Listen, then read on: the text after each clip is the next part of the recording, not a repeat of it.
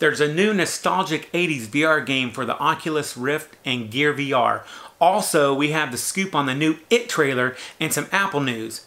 And a whole lot more on this week's episode of Retro Crunch.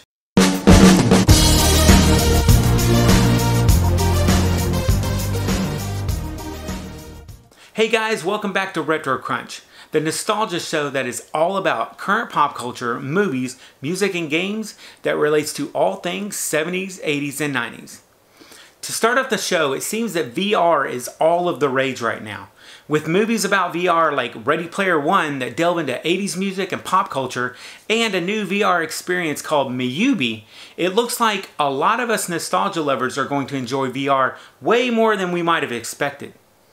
In MiYubi, a brand new Oculus and Gear VR experience, we get a 40-minute long retro-futuristic 80s movie that tells the story of a Japanese toy robot that's given to a boy on his birthday in 1982. The story is told through the eyes of the robot, and it details his observance of the family's trials and tribulations over the course of the year.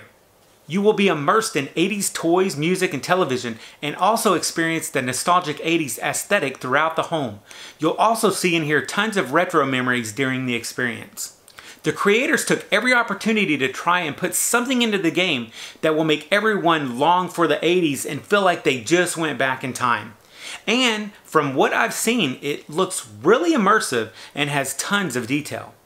The few things that it may lack is that I did not find a lot of opportunity to interact physically with the environment and objects. Also, I think that the game will have a small demographic, as the kids and millennials may not find this type of experience as enjoyable as many of the nostalgic generations of the 70s, 80s, and 90s will. If you have VR though, you may want to go pick it up. Then, up next in movie news, there's a new trailer for It that damn near made me pee my pants. I was pretty suspect at first about this movie, only because I have really high hopes for it. But it does look like it's going to be really good, and I'm pretty excited for it, and I'm excited for opening day. I'll link to the new trailer in the description down below for you guys. Also, Atomic Blonde just hit theaters, and this one looks like it may be a winner. The film is set in 1989, and it's about an undercover MI6 agent that is sent to Berlin during the Cold War to investigate the murder of a fellow agent and recover the missing list of double agents. Aside from the trailer looking badass, this one has tons of 80s visuals and a nice 80s soundtrack to boot. Anyway, the next thing that I want to do is introduce our Retro Flash segment. In this new segment, I'll mention some of the noteworthy stories that did not quite make it into the show, but I thought that you guys might still want to know about. So with that, here we go.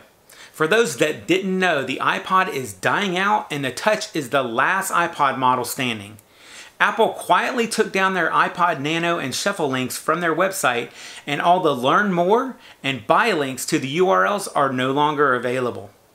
You can still get them in retail stores until shipments stop or inventory runs out though. Next, you got to check out this great 80s video that was put out by Sesame Street. If you love 80s songs or the Sesame Street cast, this video will really make you smile. And for that lucky few that pre-ordered the Super NES Classic from Walmart online, well, I got some bad news for you guys. Walmart is canceling all of your orders, as if you didn't already know that. Apparently, they screwed up and should not have allowed pre-orders, but somehow there was a mistake and the website was authorizing them anyway. And that's where we're going to end it for this episode of your weekly dose of retro news. So, be sure to give this video a share and like if you enjoyed it. And as always, if you're new to the channel, don't forget to subscribe. Thanks for watching.